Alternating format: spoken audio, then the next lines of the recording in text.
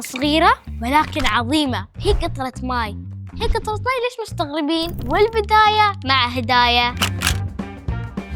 ولو كان عندك صداع خفيف، قطرة ماي بادة اللي يبها تقدر تساعدك تسترخي. وفي المعجنات، قطرة الماي تقدر تعدل قوام العجين وأيضاً تغير نسبة الرطوبة. وفي المختبرات، قطرة الماي تقدر تساعد في التفاعل الكيميائي واختبار التأثير البيئي على المواد مثل الأطعمة والأوراق. ويقول لك في علم النبات قد تكون كافية في ترطيب سطح التربة أو إعادة الحياة للنباتات في حالة الجفاف المؤقت. زينا في العطور، قطرة الماء تقدر تساعد في تقوية رائحة العطور الطبيعية. قد لا تكون القطرة قادرة على إحداث تغييرات عظيمة بنفسها، ولكن إذا استخدمناها بطريقة صحيحة تقدر تحدث تغيير كبير مع مرور الوقت. باي.